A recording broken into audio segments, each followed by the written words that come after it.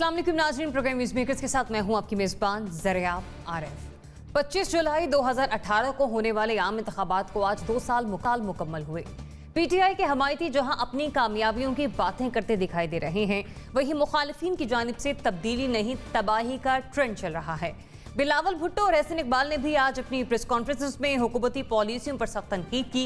ऐसे में अवामी राय का अहाता करने के लिए हम ये सवाल अपने पैनल से करेंगे कि वो तब्दीली सरकार से कितना खुश हैं।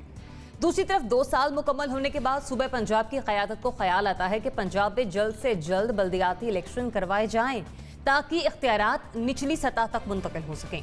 लेकिन क्या ये सिर्फ एक सियासी बयान है या अमलन ऐसी पेशरफ की तवक्को की जा सकती है सूबा पंजाब से? इसे भी आज हम मौजूए बहस बनाएंगे। प्रोग्राम के तीसरे सेगमेंट में हम शामिल करेंगे वजारत कानून का एहतसाब अदालतों के क़याम के मामले पर वजाहती जवाब। आपको याद होगा कि सुप्रीम कोर्ट के अहकामात थे कि मुल्क में नई 120 एहतसाब अदालतें कायम की जाएं। ताहम वजारत कानून ने बजट को जवाब बनाते हुए इस पर मुशावरत की बात की है।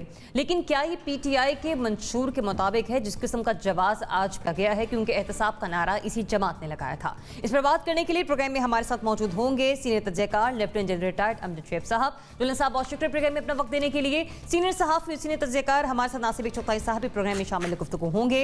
एंकर पर्सन और तज्ज़ियाकार मोना आलम साहबा भी हमें ज्वाइन कर रही हैं। तज्ज़ियाकार और सहाफ़ी नसीम सिद्दीकी साहब भी प्रोग्राम में हमारे साथ शामिल गुफ्तगू होंगे। रज़ा रूमी साहब सहाफ़ी हैं, तज्ज़ियाकार हैं, आप भी हमें ज्वाइन कर रहे हैं। थैंक्स फॉर जॉइनिंग अस रज़ा रूमी साहब। तो सबसे पहले बात कर लेते हैं हुकूमत की 2 साल कारकर्दगी के हवाले से।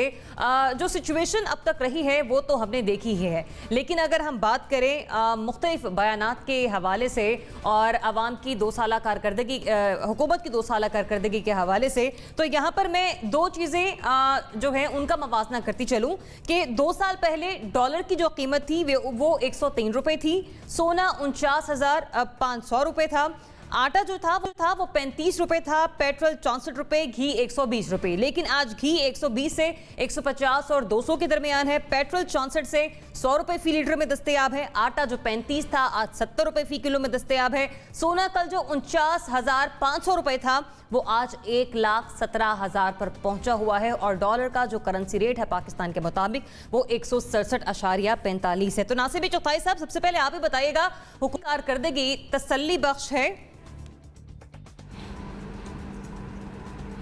अब इस ज़बरदस्त इंट्रो के बाद और आदाद और शुमार के बाद मेरा कुछ कहना तो बेकार है ना। ये अगर मैं इसको समराइज़ करूँ आपके बताए हुए तफसीलात को, तो ये नेगेटिव ही नेगेटिव है, हर तरफ नफ़ी नज़र आ रही है। -1 -2 -5 ग्रोथ रेट आप देख लें वो। लेकिन मेरा ख़्याल है कि आज इसका जायज़ा लेना मुनासिब यूँ नहीं है कि अभी तो इंतखाबात के नताइज नहीं आए, अभी तो रात को आरटीएस सिस्टम को बैठना है, रिज़ल्ट आने हैं और फिर रिज़ल्ट रुकने हैं, फिर रिज़ल्ट 2 दिन तक रुकने हैं।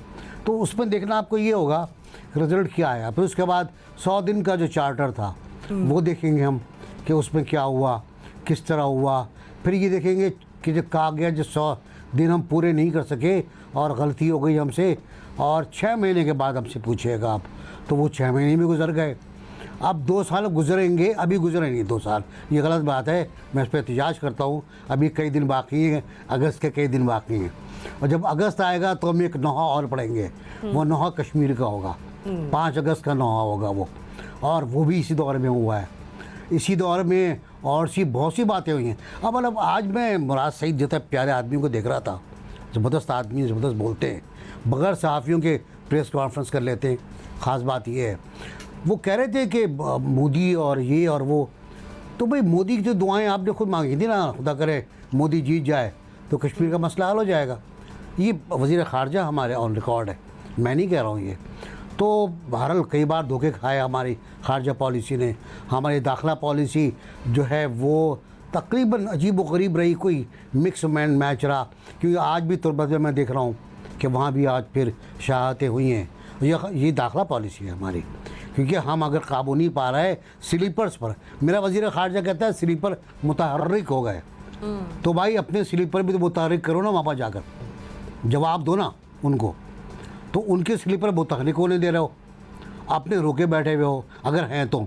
दूसरी बात ये कि चीनी, गंदम, आटा, दालें, ये सब एक अजीब मतलब आजकल तो बहुत ही बुरा हाल है।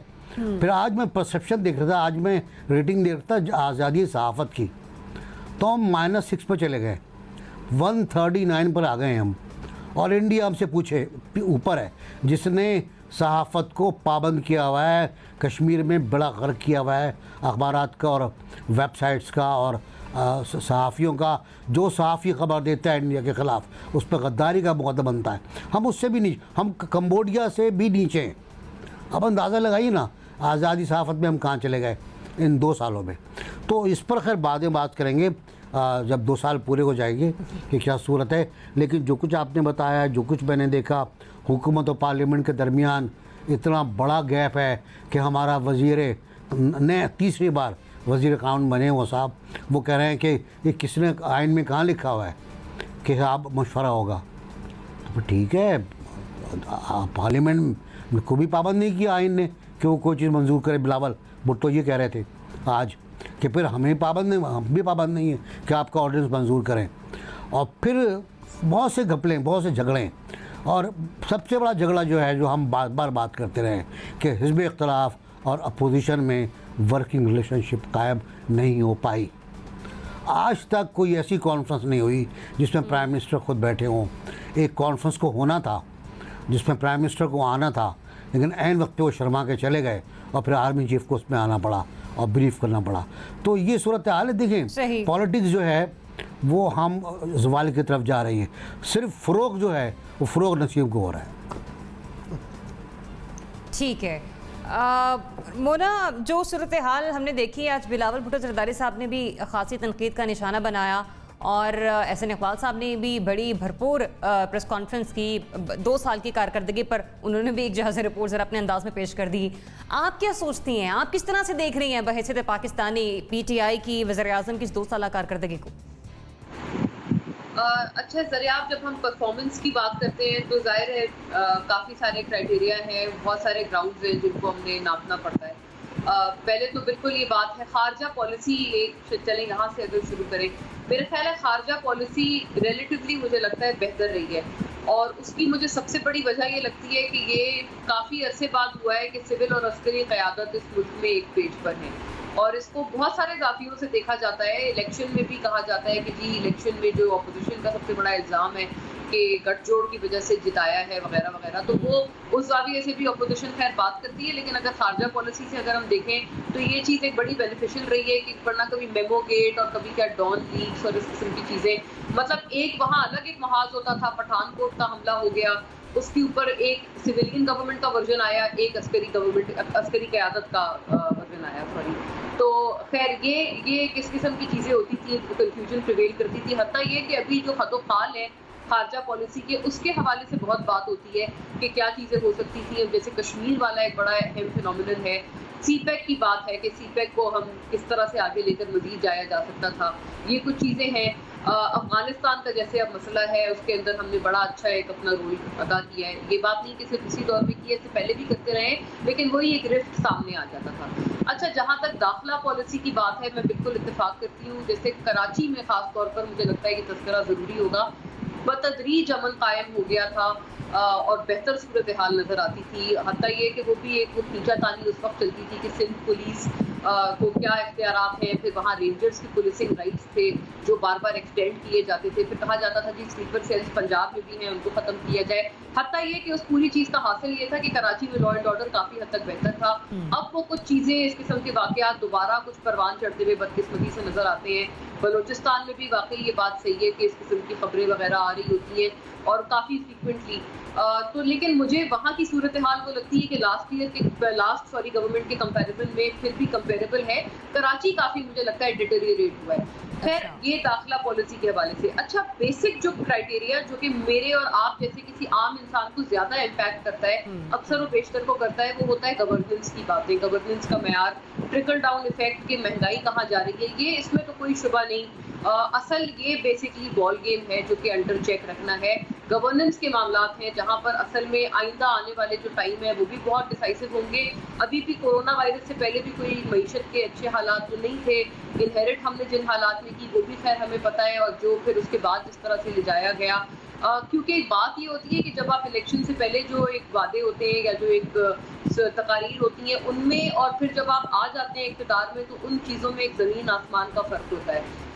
इस फ़र्क को इस तरह से बेहतरीन तरीका होता है दूर करने का कि आप कोई शैडो पार्लियामेंट बनाएं, शैडो बजट बनाएं, आप ज़्यादा से ज़्यादा इन टच रहें कि चीज़ें वर्किंग हालात में कैसी होती हैं और जो हकीकी तौर पे जो चीज़ों का चलना होता है वो किस तरह से होता है। मुझे लगता है ये डिस्कनेक्ट बड़ा अहम था, जिस वजह से हमें ये चीज़ नज़र आई कि दावों में और फिर उसकी फुलफिलमेंट में जो अभी तक फ़र्क, जो ख़ास तौर पर जिस वजह से तनकीद की जाती है, जिसकी वजह से मुझे लगता है कि ये जो बल्दियाती इंतखाबात और ये तमाम मामलात अब नागुज़ीर हो गए, इसके अलावा शायद कोई ऑप्शन नहीं है। उस पर मैं अपने कमेंट्स रिजर्व करती हूँ अभी के लिए। एक बात ये है कि ये जो पार्लिमानी उमूर हैं, ये बड़ी एक हमें कोई मवेशी मंडी की सूरत हाल दिखाते हुए नजर आते हैं। कुछ समझ नहीं आता वहाँ कौन क्या बात कर रहा है, कौन आया कौन गया। ये गवर्नमेंट का यकीनन उनके ऊपर इसकी ज़्यादा ओनस है, उनके ऊपर इसकी ज़्यादा जिम्मेदारी है कि वो इस हालात को, इन माहौल को बेहतर करें। और मुझे अफसोस के साथ कहना पड़ता है, जैसे अभी एनबीसी ने बताया कि जब भारत के साथ इतनी सीरियस कॉन्फ्रंटेशन हमारी पिछले साल हुई थी, उस वक्त भी हमने इनको एक पेज पर नहीं देखा था। कोरोना वायरस जैसी संगीन तरीन सूरत हाल में मैंने कहीं दूसरी ऐसी मिसाल किसी मुल्क में नहीं देखी कि आपस में गुत्थम गुत्था हो जाए ऑपोजिशन और गवर्नमेंट। ये भी यहाँ पर भी यही हाल था। जितने पॉइंट्स अभी वो ना आपने सामने रखे हैं, उसमें अगर मैं देखूं तो हर जगह कहीं ना कहीं कोई ना कोई खामी है। मतलब एक गवर्नेंस के हवाले से भी अलग इश्यूज हैं, मिसमैनेजमेंट के हवाले से भी अलग इशू हैं, तो आवाम के भी, महंगाई का भी आपने जिक्र किया। मतलब एक कहीं से भी हैप्पी नजर नहीं आ रही है आप मुझे पीटीआई को लेकर, एक्सेप्ट फॉर खारजा पॉलिसी। मुझे लगता है बाकी सारे वो उमूर है जिन पे 2 साल में उस तरह से काम नहीं हुआ जिस तरह से कहा गया।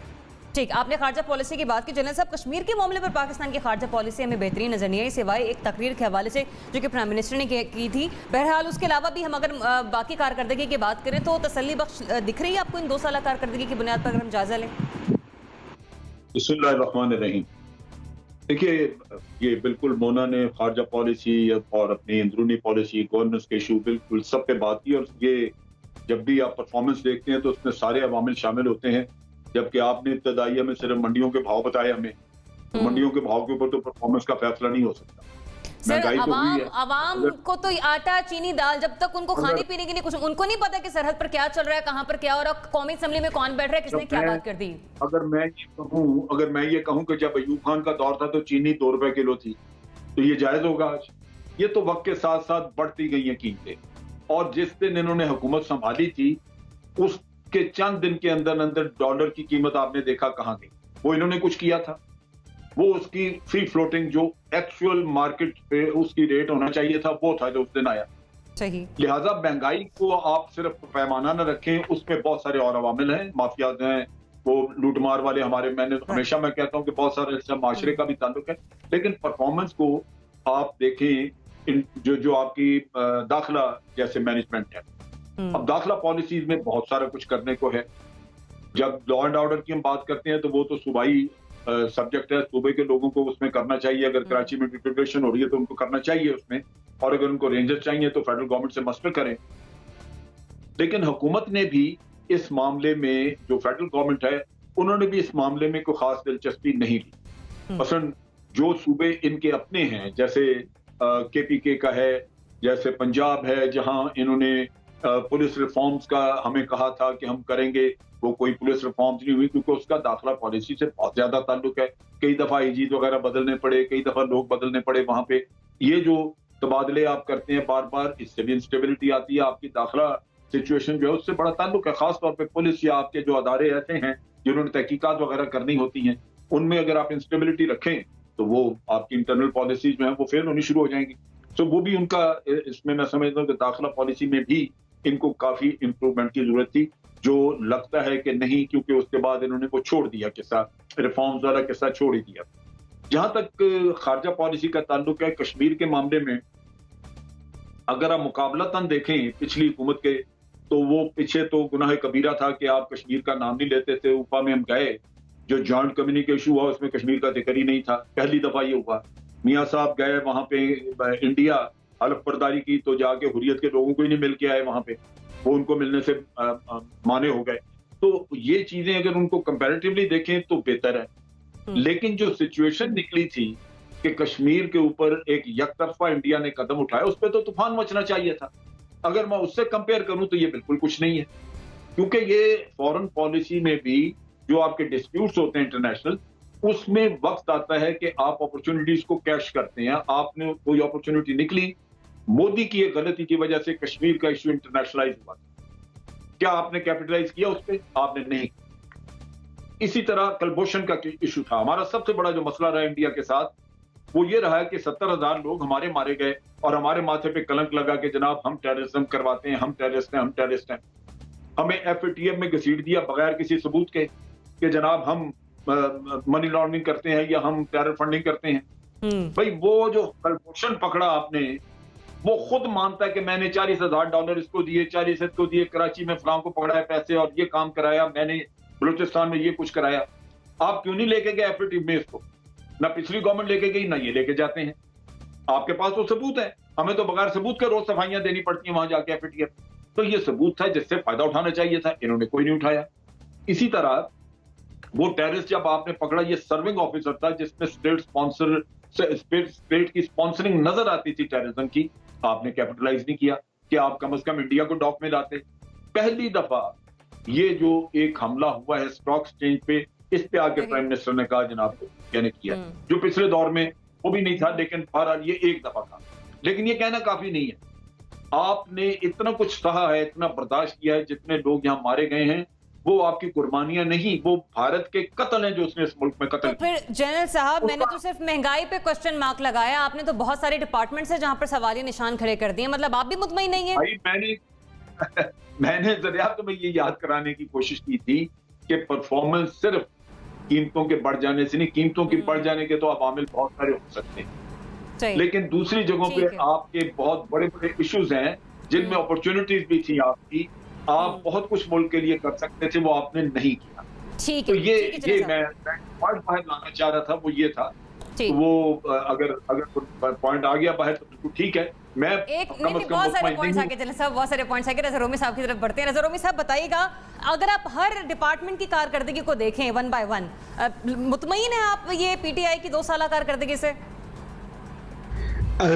देखिए, अभी तक मुतमईन कैसे आप हो सकते हैं, उसकी वजह यह है कि इस हुकूमत की 2 साल गुजर गए हैं तकरीबन। अभी हफ्ते भर में अगस्त में शायद ये गवर्नमेंट वजूद में आई थी, अभी तो आज तो इलेक्शन का दिन था।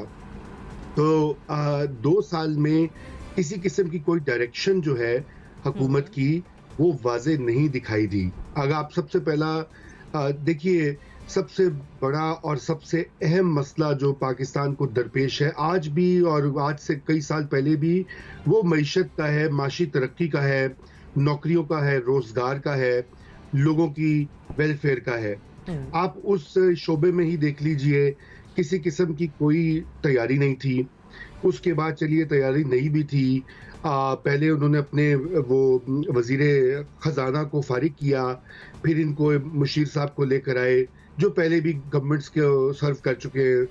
और अब आप देख लीजिए, आपके सामने है कि पाकिस्तान की शरह तरक्की जो है वो -2 है, -1 या 2 के करीब है। सरकारी आदाद शुमार कहते हैं कि पता नहीं -0.5 और समथिंग लाइक दैट है। सवाल ये कि बांग्लादेश में भी COVID-19 का दबाव आया है ना, नेपाल में भी आया है, हिंदुस्तान में भी आया है, कोई हम अकेले थोड़ी है इस खत्ते में। तो क्या वजह है कि बाकी वो भी तरक्की पजीर मुल्क हैं, वहाँ पर भी जो है वो आई है, दबाव आया है COVID-19 का, माशी स्लो डाउन हुआ है, लेकिन इतना बड़ा नुकसान नहीं हुआ जितना कि पाकिस्तान में हो रहा है। ये वो गवर्नमेंट है, इसने वादा किया था। देखिए ना, अगर आप स्पेसिफिक्स में जाना चाहती हैं तो 1 करोड़ नौकरियां और 50 लाख घरों का वादा किया गया था।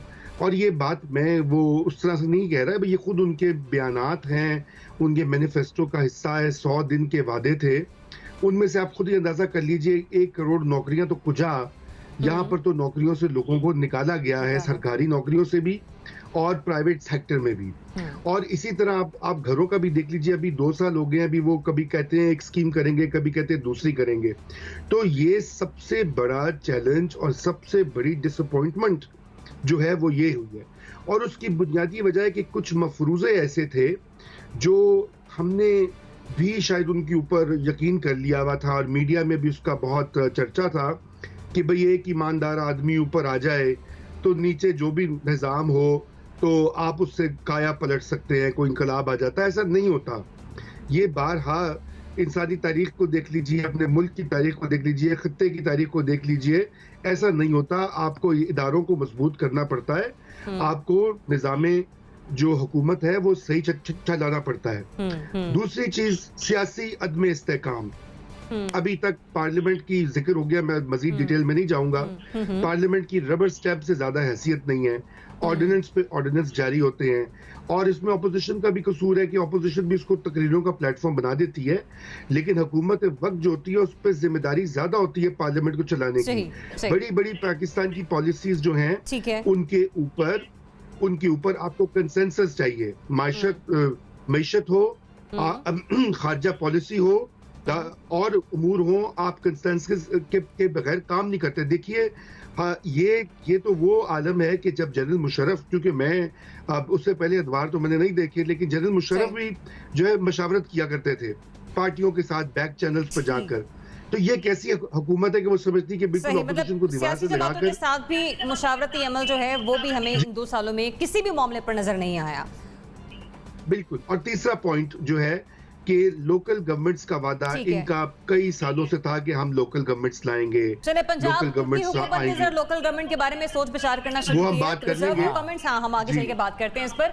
नसीम सिद्दीकी साहब, 10 on 10 तो हम किसी भी हुकूमत को नहीं देखा कि मिले हों, लेकिन कुछ पॉइंट्स तो होंगे किसी भी हुकूमत के पास, और इस हुकूमत को कितने पॉइंट्स देते हैं आप? मतलब किस हद तक कारकर्दगी इनके तसल्ली बख्श है? बिस्मिल्लाहिर्रहमानिर्रहीम। शुक्रिया ज़रियाब। आप देखें कि 2 साल में एक नई गवर्नमेंट है, हम बहुत ज़्यादा उसके ऊपर तजिया तो नहीं दे सकते, क्योंकि पीपल्स पार्टी की गवर्नमेंट और नून लीग की गवर्नमेंट पहले 15-15, 20-20 साल जो है वो हुकूमत पाकिस्तान पे कर चुकी है। जिस तरह भी बिलावल भुट्टो जरदारी साहब ने तनकीद की है 2 साल कारकर्दगी पे, तो अगर देखा जाए तो बिलावल भुट्टो की जो पार्टी है उसकी 12 साल से सिंध में हुकूमत मौजूद है, और वहाँ उनकी क्या कारकर्दगी है। अभी जब बारिश हुई है या कोरोना का मामला आया तो आपने सिंध में और कराची में हालात देख लिए हैं। जब अगर हम PTI की गवर्नमेंट की बात करें तो हाँ, अगर हम इमरान खान साहब की नीयत की बात करें या उनके काम करने के स्टाइल की बात करें तो वो बिल्कुल नेक नियति के साथ, आप देखें डेली बेसिस पे 16-16 घंटे 18-18 घंटे काम करते हैं। पहली दफ़ा ऐसा है कि वफाकी काबीना का इजलास हर हफ्ते में होता है। पहले किसी भी गवर्नमेंट में इस तरह इतना रेगुलर नहीं होता था। लेकिन जो इस गवर्नमेंट की जो मसाइल आ रहे हैं, जो अभी तक हमें देखने में मिला है, वो सबसे पहली तो बात है कि जो इन्होंने वादे किए थे उसमें तो ऐसे लगता था कि इनके पास कोई चिराग है, उसको जलाएंगे और जिन आएगा और तमाम मामला फौरी तौर पर ठीक हो जाएंगे। आवाम को इनके आने के बाद से रिलीफ नहीं मिला। आवाम ने जो इनको वोट दिया था, इनके वादों पर दिया था कि एक ईमानदार आदमी जब ऊपर आ जाएगा तो नीचे तमाम करप्शन ख़त्म हो जाएगी। जब पेट्रोल की प्राइस बढ़ती थी, हमें उस वक्त भी अपोजिशन में जब इमरान खान साहब थे तो वो तकरीरें में हमें याद है, तो इनके दौर में चीनी की कीमत भी बढ़ी, आटे की बढ़ी, पेट्रोल की बढ़ी। अगर अभी ये हुकूमत कहे कि ये माफियाज़ का कंट्रोल है या माफियाज़ ऐसे करती हैं, तो भाई फिर आप हुकूमत में क्या लेने आए हैं? इमरान खान साहब ने अपनी पहली तकरीर में पार्लियामेंट में कहा था कि मैं यहाँ पे आके अपोजिशन के सवालों के जवाब दिया करूँगा, जैसे कि ब्रिटिश पार्लियामेंट में क्वेश्चन आंसर होता है। लेकिन आपने देखा कि असेंबली की कोई कार्रवाई नहीं चल रही, ऑर्डिनेंस दे दे के काम चलाया जा रहा है। उसके बाद आप देखें कि पंजाब में 4 चीफ सेक्रेटरीज चेंज होते हैं, IGs चेंज होते हैं। तो इनकी गवर्नेंस की भी प्रॉब्लम है कि इनको समझ नहीं आ रहा है। जो पॉलिटिकल गवर्नमेंट होती है उसमें पॉलिटिकल विल नज़र आनी चाहिए और उनका एक जो ब्यूरोक्रेसी के साथ बड़ा अच्छा सेटअप होना चाहिए। वो इस गवर्नमेंट का बिल्कुल 2 साल में हमने देखा कि इनको बिल्कुल डायरेक्शन नज़र नहीं आ रही है, किस तरफ जाना चाहते हैं। फिर इनके वज़रा बिल्कुल उसी तरह बात करते हैं जैसे 90s में पीपल्स पार्टी और मुस्लिम लीग नून आमने सामने थी और एक दूसरे के ऊपर हमेशा प्रेस कॉन्फ्रेंस कर करके एक दूसरे को जवाब दिए जाते थे और बड़े बुरे तरीके से जो बुरे अल्फाज इस्तेमाल होते हैं। तो ये जंग ख़त्म होनी चाहिए। इनको मिल बैठ के पाकिस्तान के बारे में सोचना चाहिए। उन्होंने पाकिस्तान को आगे लेके जाना है। जो आलमी पाकिस्तान के हालात हैं, पाकिस्तान के दुश्मन पाकिस्तान के लिए कोई ना कोई साजिशें करते रहते हैं। भारत की तरफ से कोई ना कोई जो है पाकिस्तान के ऊपर अटैक होता रहता है। अभी आजकल आप देखें कि बलूचिस्तान की जिस तरह हालात जा रहे हैं, तो गवर्नमेंट को परफॉर्मेंस देनी पड़ेगी, क्योंकि 2 साल का मतलब है तकरीबन आधा टाइम आपका गुजर गया है, लेकिन अभी तक आपने कोई परफॉर्मेंस नहीं दी, क्योंकि सबसे बड़ी परफॉर्मेंस यही है कि जैसे आपने शुरू में प्राइसिंग का बताया था, क्योंकि आवाम को जो रिलीफ है वो इन्हीं चीज़ों से मिलेगा कि उनको रोटी सस्ती मिले, उनको पेट्रोल सस्ता मिले, जिनके वादे किए थे इमरान खान साहब ने, लेकिन उनमें से कोई भी वादा अभी तक पूरा होता हुआ नजर नहीं आ रहा। ठीक है, तो आप सभी के एनालिसिस के मुताबिक अगर मैं पॉइंट्स ऐड करूं तो मिसमैनेजमेंट है, बैड गवर्नेंस है, बढ़ती महंगाई है, दाखिली उमूर के हवाले से भी खासी सूरत हाल इंतहाई मुश्किलात के हवाले से भी दिखाई दी, और अपोजिशन के साथ तो सियासी हम आहंगी इन 2 सालों में कहीं भी नज़र नहीं आई। लिहाजा सभी की राय है कि जो कारकर्दगी थी वो इतनी तसल्ली बख्श नहीं है। उम्मीद है कि आगे आने वाले जो 3 साल है उसमें PTI वो अपने किए गए तमाम वादे पूरे किए करे जो उसने इलेक्शन से पहले किए थे। रज़ा रोमी साहब, आप कुछ ऐड करना चाह रहे हैं अपना कॉमेंट? जी बिल्कुल, मैं ऐड करना चाह रहा हूँ जी, और वो ये मैं कहना चाह रहा हूँ कि करप्शन पे तो किसी ने बात ही नहीं की। ये 90 दिन में करप्शन खत्म करनी थी और आप स्कैंडल पे स्कैंडल आ रहा है, कॉन्फ्लिक्ट ऑफ इंटरेस्ट की कहानियां देखिए, ये चीजें रिकॉर्ड पे आना जरूरी है। उसकी वजह यह है कि यही मीडिया और यही टीवी चैनल्स हैं जिन्होंने करप्शन का ढंढोरा पीट पीट कर और इनकी ईमानदारी और नियत की कस्में खाकर तो सारा कुछ जो है पूरा तरीका किया था। अब सवाल उठाने का वक्त है। अच्छा, sorry to interrupt you Rameez साहब, सॉरी टू इंटरप्ट यू। आप करप्शन की बात कर रहे हैं, न जाने मतलब इत्तेफाक के तौर पर बाकी 2 सवाल जो हैं वो भी हम PTI की परफॉर्मेंस से रिलेटेड ही कर रहे हैं। अभी बल्दियाती इलेक्शंस का भी जिक्र करेंगे और एहतसाब का भी। आप ही की तरफ आऊंगी मैं सबसे पहले करप्शन के हवाले से बात करने के लिए। अब आप मुझे आगे बढ़ने का मौका दें। वज़ीर आब सरदार उस्मान बुज़दार साहब के हवाले से बात करते हैं, जो कि कह रहे हैं कि पंजाब हुकूमत जल्द बल्दियाती इलेक्शन करवाना चाहती है, आवाम को निचली सतह पर हकीकी नुमाइंदगी मैसर होगी। अब याद रहे कि PTI ने बल्दियाती इंतखाबात करवा कर इख्तियारात निचली सतह तक मुंतकिल करने का कई बार वादा किया था। लिहाजा हो सकता है अगर वज़ीर आला पंजाब उस्मान बुज़दार साहब चाह रहे हैं कि जल्द बल्दियाती इलेक्शन हो जाए, क्या पता कि ये वादा वफा करने की तैयारी हो। लेकिन क्या वाकई पंजाब में PTI हकीकतन बल्दियाती इलेक्शन करवाना भी चाहती है? NBC, ये सरदार उस्मान बुज़दार साहब का सिर्फ एक सियासी बयान है अपोजिशन के हवाले से? अगर हम देखें कि जिस तरह से बिलावल साहब ने भी कमर ज़बान कारा साहब और चौधरी मंजूर साहब को टास्क दिया है कि आप जरा हलचल मचा के रखें पंजाब में, या वाकई आपको संजीदगी नजर आ रही है पंजाब गवर्नमेंट की कि बल्दियाती इलेक्शन हो जाएंगे? देखिए, बल्दियाती इंतखाबात कराना तो एक आइन का तकाजा है, वो आपने कराने ही, वरना आप आइन की खिलाफ वर्जी करेंगे। नंबर 1। नंबर 2 ये कि मुझे पंजाब में संजीदगी नज़र तो आती है, लेकिन किस हद तक संजीदगी है इसका मैं कोई आपको बता नहीं सकता ग्रेड क्या, क्योंकि पिछले 8-9 दिन में प्राइम मिनिस्टर से 3 मुलाकातें हुई हैं चीफ मिनिस्टर पंजाब की बुज़दार साहब की, एक लाहौर में और 2 इस्लामाबाद में। अच्छा, ये मुलाकातें अहमी नहीं थी, जाहिर है तफरीन थोड़ी थी, क्योंकि बकौल एक साहब के प्राइम मिनिस्टर तो बिस्किट भी अपना नहीं खिलाते किसी को, तो साल वो आदमी साथ लेके जाता है अपना खुद खाने के लिए। तो अब कमिश्नरों का तबादला, चीफ सेक्रेटरीज का तबादला, एक अफरा तफरी पंजाब के अंदर कि किसको कहाँ रखें ताकि नताइज हस्ब मंशा हासिल हो सके, बकौल ज़ियाउल-हक़ के मुस्बत नताइज हासिल हो सके, उसकी तैयारियाँ हो रही हैं और शायद ये अंदाज़ा लगाया जा रहा है कि मुस्बत नताइज कैसे मिलेंगे। सिंध की सूरत हाल भी यही है, सिंध की लोकल बॉडीज़ ख़त्म होने वाली हैं, उनका भी इंतखाबात का दिन आने वाला है। KPK, बलूचिस्तान, हर जगह पर लोकल बॉडीज़ का क़याम बेहद ज़रूरी है। अगर आपको ये कराची के बारे में शिकायतें दूर करनी है, लाहौर और दूसरे इलाकों के बारे में, पिंडी का मैं कल हशर देख रहा था, क्या हशर था बारिश के बाद, वो दूर करना है आपको। वो नाला लई तो अजाब बन गया है शेख रशीद के लिए। तो लोकल बॉडीज़ का क़याम, उनको बाख्तियार बनाना और उनको करप्शन से पाक रखना बहुत ज़रूरी होगा। उनको फंडिंग बहुत ठीक ठाक की जाए, उनको इख्तियारात ठीक ठाक दिए जाएँ, लेकिन उन पर एक बॉन्डिंग सिस्टम हो। पंजाब में इंतखाबात अगर होते हैं तो ये तलवार की धार पे चलने के बराबर होगा। पंजाब के शहरों में क्या नताइज निकलते हैं इसका भी हमें कोई अंदाज़ा नहीं है, क्योंकि देखें जो कुछ आपने पिछले सवाल में बात की थी, वो तमाम इशूज़ वो हैं जो बराह रास्त मुझे मुतासिर करते हैं, अवाम को मुतासिर करते हैं। अब मतलब इस्लामपुरा के रहने वालों को, कृष्ण नगर के रहने वालों को मुतासिर करते हैं, अंदरून शहर के लोगों को मुतासिर करते हैं, मेरे यहाँ लियारी फेडरल एरिया के लोगों को मुतासिर करते हैं। आटा महंगा है तो आटा महंगा है भाई, रोटी नहीं पकड़ी घर के अंदर, तो ये रिज़ल्ट कैसे निकलेगा? वो सारे वादे लोगों को याद हैं जो इमरान खान साहब ने किए थे, लोकल बॉडीज़ के बारे में भी और आवाम की बहबूद के बारे में भी।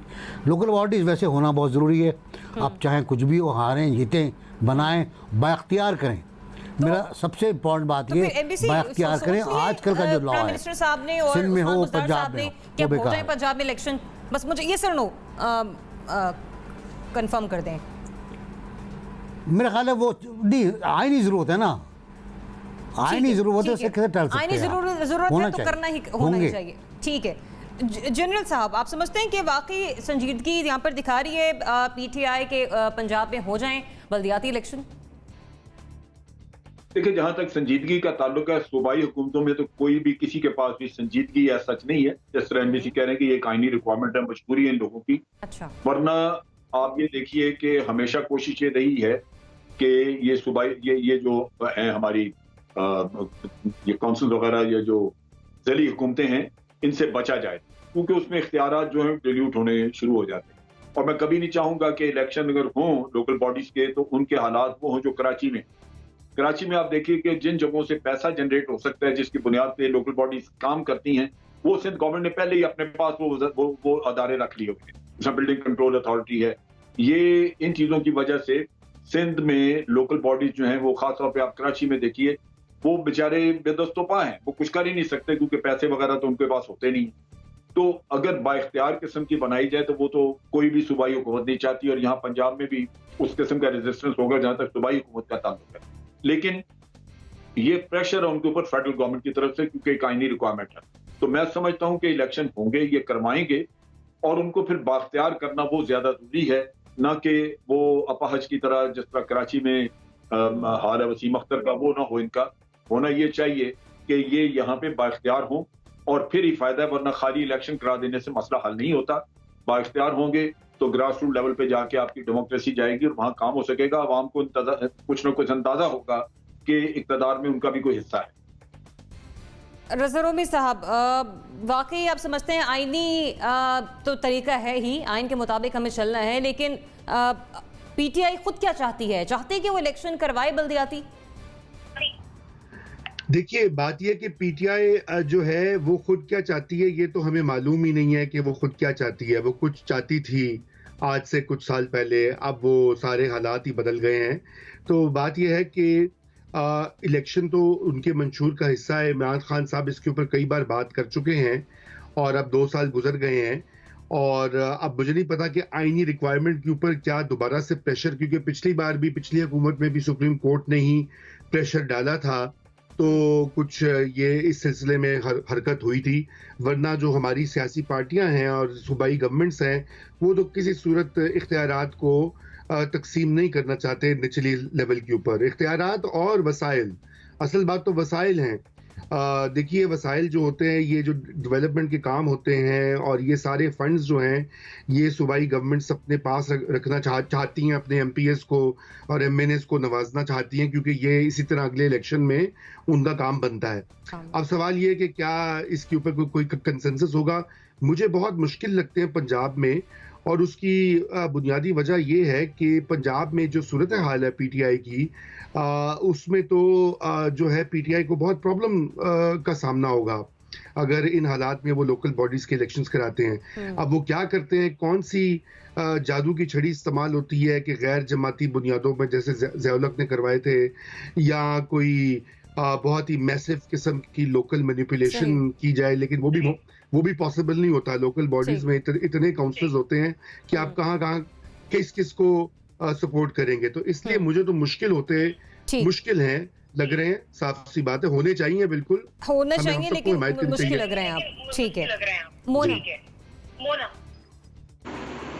दरियाब, आपका जो पहले वाला सवाल था, मुझे लगता है उसका अक्सर और बेशतर जो हिस्सा है वो आपके इस सवाल में कवर होता है जब हम बल्दियाती निज़ाम की बात करते हैं, क्योंकि किसी भी जमहूरियत की रूह है, और अगर आपने हकीकतन किसी भी गवर्नमेंट को और गवर्नेंस को गेज करना है, तो फिर उसका इस हिसाब से नापा उसको जा सकता है कि वो ज़िले सतह पर या जो निचली तरीन सतह है वहाँ पर कितने इख्तियारात उन्होंने दिए, कितने वसाइल दिए। ये सारा आटा क्राइसिस, चीनी क्राइसिस, पेट्रोल का फुकदान, ये सारी वो चीज़ें हैं जो बेसिकली काम सारे के सारे वो हैं लोकल बॉडीज़ के करने वाले या ज़िले हुकूमतों के करने वाले। ये तमाम चीज़ें हैं जो आपके गवर्नेंस की क्राइटेरिया को संभालते हैं। किसी कमीशन से, फैक्ट फाइंडिंग बॉडी से कोई फर्क नहीं पड़ता। आवाम को जो मैटर करती है वो ये चीज़ उनके लिए मायने फेज है कि उनको कोई भी चीज़ किस निर्फ पर मिल रही है। और ये इस चीज़ का अगर एक जवाब है तो वो सिर्फ यही जवाब है कि लोकल बॉडीज़ के इलेक्शंस हो और निचली तरीन सतह पर इख्तियारात मुंतकिल किए जाए, पावर दी जाए, उन्हें वसाइल दिए जाए। ये बात बिल्कुल दुरुस्त है। मैं भी करना चाह रही थी कि 2015 में भी सुप्रीम कोर्ट के ऑर्डर पर हुए थे, वरना रिवायती तौर पर जो ये एमपीज वगैरह हैं वो यही चाहते हैं कि जितने तरक्याती फंड है वो उन्हीं के हाथ में रहे और उनको नीचे कहीं और ना देने पड़े। तो इस वजह से ये एक स्टेटस को है जिसको चैलेंज करने की बात होती है ये। तो इसको मुझे ये लगता है, टू योर क्वेश्चन, जो जनाब उस्मान गुज़ार साहब का बयान है, चीफ मिनिस्टर पंजाब, हत्ता कि वो जमात में पीटीआई में तो उन्होंने बहुत इंतखाबात से बस कुछ रोज़ कबल ही शमूलियत की थी, लेकिन वैसे उनके इमरान खान साहब वज़ीर आज़म से बहुत करीबी मरासिम है। तो बात ये है कि बेसिकली वज़ीर आज़म साहब की ये ख्वाहिश है और उसमें मुझे कोई वो दूसरी राय नहीं है इसमें। उनको ये बात बिल्कुल एंड समझ आ गई है कि इसके अलावा कोई मामले का हल नहीं है। मेरी जाती तौर पर जब बात हुई थी जितने ये गवर्नर भी जो पंजाब और इन सब से, तो ये सब ये कह रहे थे, 2018 की बात कर रही हूँ जब उस वक्त का बल्दियाती निज़ाम रैपअप किया गया था, पिछली हुकूमतों को रैपअप किया गया था। उस वक्त उन्होंने कहा था कि इस वक्त हमारे हालात या हमारा वोट बैंक उस तरह से नहीं है कि हम लोग इस वक्त लोकल बॉडीज इलेक्शंस के मुतहम्मिल हो। लेकिन अब ये रियलाइजेशन मुझे लगता है ये डीप टॉप तक जा चुकी है और डीप रूटेड हो चुकी है कि इसके अलावा प्राइम मिनिस्टर की खुद की ख्वाहिश है कि अब जाके इलेक्शन हो जाए, तो यही सरदार उस्मान गुज़ार साहब की भी आवाज है, ये उन्हीं की आवाज है, बेसिकली प्राइम मिनिस्टर की ख्वाहिश है। इसके अलावा उनको समझ आ गया हल कोई भी नहीं है। अगर हार भी जाते हैं तो वो उस हालात से बेहतर है जो अभी इस वक्त मौजूद है। ठीक है, प्रोड्यूसर साहब जरा ये टिक पर गौर कर लीजिएगा। सिद्दीकी साहब जी, आप ज़रिया ये देखें कि वही बात आ जाती कि जो इमरान खान साहब ने पहले वादे वफ़ाइफ किए थे वो बल्दियाती इंतखाबात के बहुत हक़ में थे और इस बात को बार बार जोर देते थे कि जो इख्तियारात हैं वो निचली सतह तक आने चाहिए। लेकिन अभी तक 2 साल गुजर गए और बल्दियाती इंतखाबात की तरफ कोई ख़ास तवज्जो नहीं दी गई। हालांकि बल्दियाती इंतखाबात करने से ये फ़ायदा होता है कि आवाम को जो है वो डायरेक्ट असेस मिल जाती है, काउंसलर्स उनके इलाके के होते हैं और ये जो असेंबली मेम्बर्स होते हैं इनका काम नहीं होता कि इन्होंने नाले ठीक कराने, इन्होंने सड़कें ठीक करानी है। जो आवाम के डे बाई डे मसाइल होते हैं वो बल्दियाती लेवल पे ही जो है वो बेहतर तरीके से हल किए जा सकते हैं। और जो असेंबली में लोग बैठे हुए हैं, मेंबर कौमी असेंबली है या सूबाई असेंबली, उनका काम होता है कि वो लेजिस्लेशन करें। ना तो वो लेजिस्लेशन हो रही है, ना ही ये बल्दियाती इंतखाबात करवा के जो है वो आवाम को कोई रिलीफ दिया जा रहा है। और ये सीरियसनेस मुझे इसलिए भी नज़र ज़्यादा नहीं आती क्योंकि जैसे NBC ने कहा इनको आइनी तौर पर करवाने तो पड़ेंगे, लेकिन पंजाब में जो हाल है इनका, मुझे नहीं लगता कि PTI गवर्नमेंट वहाँ पर बल्दियाती इंतखाबात में कोई मार्का मार सकेगी। अगर यही जो RTO वाला मामला था या इस तरह की कोई चक्कर चलाया गया तो फिर तो मे भी हो सकता है। अदरवाइज पॉपुलैरिटी जो थी वो बिल्कुल खो दी है क्योंकि जिस तरह साबिक वज़ीर आला शहबाज शरीफ ने पंजाब में काम किया है, उनके खिलाफ करप्शन के इल्ज़ामात ज़रूर हैं लेकिन अभी तक कोई चीज़ साबित नहीं है। और वो जिस तरह एक्टिवली पंजाब में काम करते थे वो चीज़ बुज़दार साहब बिल्कुल नहीं कर सके। और बुज़दार साहब के अंडर अगर बल्दियाती इंतखाबात होते हैं तो मुझे तो लगता है कि PTI के लिए बहुत बड़ा ये एक आजमाइश का मरहला होगा मेरे ख्याल से। इसीलिए बार बार बुज़दार साहब और प्राइम मिनिस्टर इमरान खान साहब की रेगुलर मीटिंग्स हो रही हैं कि इस मामले को किस तरह सॉर्ट आउट किया जाए। अगर इंतखाबात कराने पड़ जाए तो उनके नताइज क्या आएंगे और अगर उनके नताइज मर्जी के मुताबिक नहीं आते तो फिर पंजाब गवर्नमेंट को एक बहुत टफ टाइम मिलेगा सूबा। मतलब आप ये कह रहे हैं कि आइन के ताबे होके तो इलेक्शन हो सकते हैं लेकिन PTI की सीरियसनेस आपको इसमें उस तरह से नजर नहीं आ रही। क्विकली मुझे एक ब्रेक की तरफ बढ़ना, नाज़रीन ब्रेक से वापस आप करते हैं एहतसाब अदालतों के क़याम के हवाले से कि वज़ारत कानून की जानिब से क्या तहरीरी जवाब बनाकर पेश किया गया है। बात करेंगे इस ब्रेक के बाद। Stay tuned.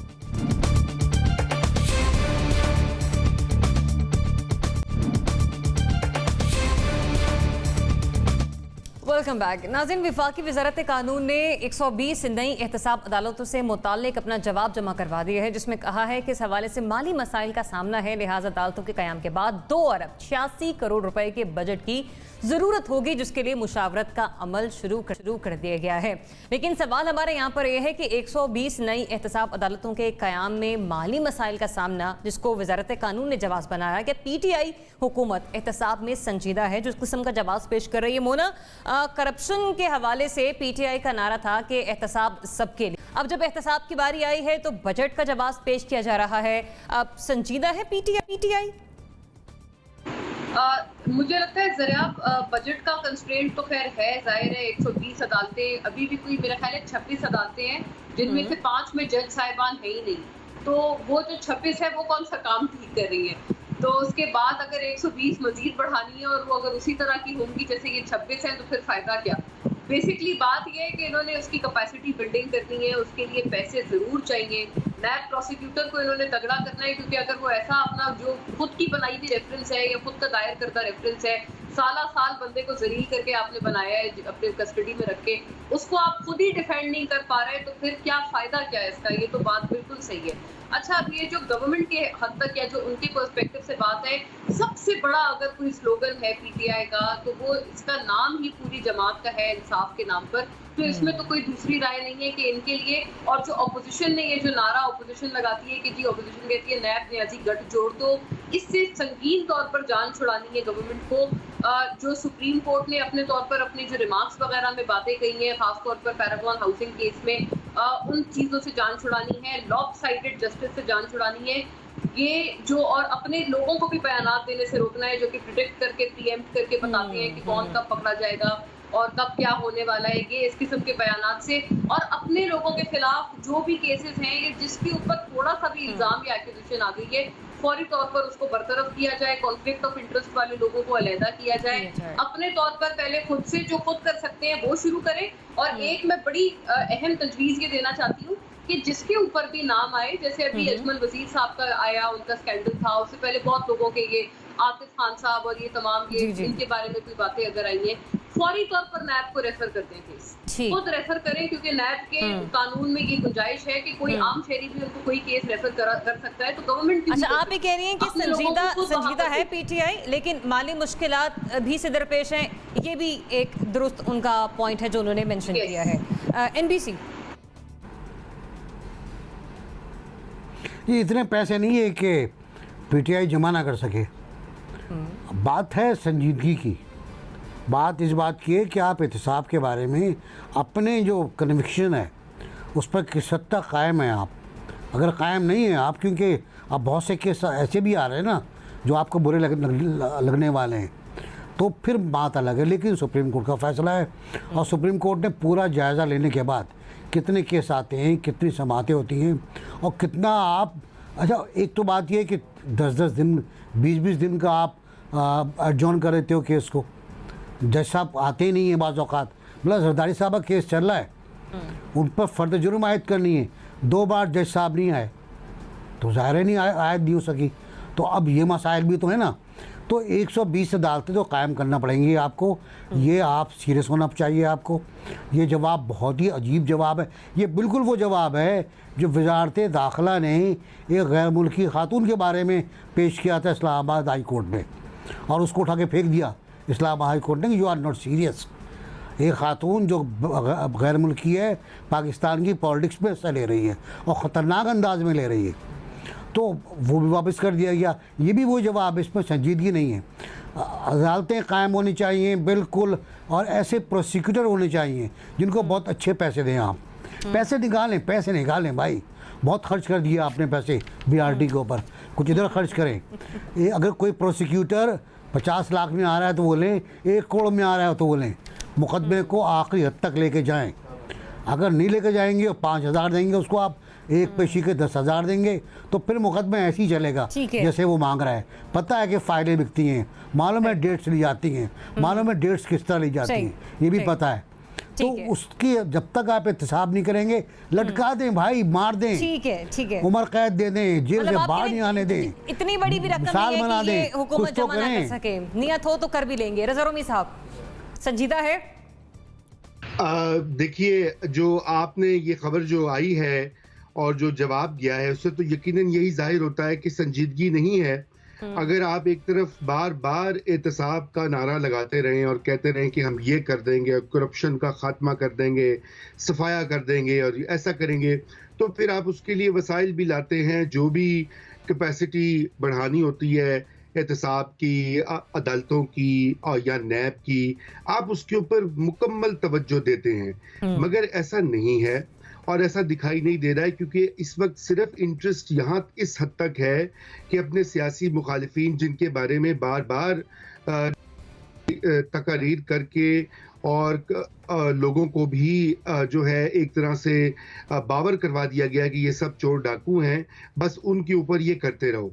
हालांकि देखिए, जैसे मैं पहले अर्ज कर रहा था पिछले सेगमेंट में कि जो अभी के जो स्कैंडल्स हैं, कॉन्फ्लिक्ट ऑफ इंटरेस्ट की जो बातें सामने आई हैं, जो आटा और चीनी स्कैंडल की रिपोर्ट आई है, और भी बहुत लंबी लाइन है स्कैंडल्स की, बीआरटी का ही मामला ले लीजिए, तो फिर और पीटीआई का अपना खुद फॉरेन फंडिंग केस है। तो जब आपने एहतसाब की रवायत कायम करनी है तो सबसे पहले आप अपने घर से शुरू करते हैं और दिखाते हैं सबको कि आप बाकी पार्टियों से, बाकी सियासतदानों से मुख्तलिफ हैं, मगर यहाँ पे ऐसा बिल्कुल भी नहीं है। और ये जो है मैं समझता हूँ कि 125 या 20 जो भी अदालतें हैं, ये अगर ये फैसिलिटेट करेंगी सारे केसेस को तो बिल्कुल कायम होनी चाहिए। इससे तो कौन इनकार कर सकता है। देखिए, हम तो हमेशा ये कहते हैं कि पाकिस्तान में एहतसाब का कल्चर मुकम्मल तौर पर राइज होना चाहिए, फेयर और ट्रांसपेरेंट तरीके से। ये विच हंटिंग वाली और सियासी मुखालिफिन को दबाने वाला जो अभी सुप्रीम कोर्ट की जजमेंट में भी आया है कि अपने सियासी मुखालिफिन को मंजरनामे से हटाने का काम जो है ये बंद होना चाहिए। ठीक है जनरल साहब, देखिए, ये सिर्फ एक पहलू बाहर आया है जो जवाब जमा कराया गया है, उसमें ये सिर्फ पैसों वाली बात आई बाहर के इतना चाहिए। एक्चुअली इश्यूज और भी बड़े। पहली बात तो ये कि जज रिक्रूट करने पड़ेंगे, जजेस इतने हैं नहीं। और आप दुबई जो हाई कोर्ट्स हैं उनको रिक्वेस्ट आती है लॉ मिनिस्ट्री की तरफ से, और उनको कहा जाता है कि जी आप जज नॉमिनेट करके दें। 3 जज मेरा ख्याल हर सूबे ने 3 या 4 देने होते हैं। वो जितने भी जज देने हैं वो भी आपको 6-6, 8-8 महीने उनके नाम नहीं आते। उसकी वजह ये है कि उन जजों की आगे कहीं ना कहीं एम्प्लॉयमेंट है, वहां से फारिग करना और उनको इधर ला के देना आपने ये नैब कोर्ट्स के लिए। अब यहाँ पे सूरत हाल यहाँ है कि जहाँ ये नैब कोर्ट्स बनाए हैं वहां पे पहले ही अदालतों में जगह नहीं जजों को बिठाने की, स्टाफ को रखने की। 5 जजेस अगर आप जिला कचहरी में जाएं तो टॉयलेट्स के अंदर उन्होंने जो अटैच्ड बाथरूम थे वहां उनको कन्वर्ट करके तो वहां अपना सेटअप रखा हुआ है। बाज ने स्टोर खाली करा के तो वहां रखा हुआ है। इंफ्रास्ट्रक्चर बनाने का किस्सा है, टाइम उसमें चाहिए। ये इतनी बड़ा प्रोजेक्ट, इतनी बड़ी मुश्किलात है उसमें बहुत सारी, कि ये कह देना कि ये दिलचस्पी नहीं रखते, मेरा ख्याल है ये ज्यादती है। उन्होंने अपनी मुश्किलात और टाइम वगैरह का बताया है कि इतना पैसा लगेगा। अगर सुप्रीम कोर्ट कहेगा कि जी ठीक है पैसा लगाओ तो वो लगाएंगे, लेकिन फिर टाइम चाहिए कि आप वो इंफ्रास्ट्रक्चर क्रिएट करें और जजों को बिठाने का इंतजाम करें, जज भी उतने रिक्रूट करें, उनको आगे लाना होगा। अब इसमें जो चीज करने की है ये करना चाहिए, तो सोचना चाहिए। वो अगर सारा इकट्ठे नहीं हो सकता तो 3 या 4 फेजेस बना दें। ठीक है, काम तो शुरू मतलब होना, मरहलावार काम शुरू कर दें। आप कह रहे हैं कि 26 से संजीदगी है, लेकिन 50 कर दें, फिर 50 से 70 कर दें, हम क्वेश्चन मार्क नहीं लगा 2 सकते। सालों में।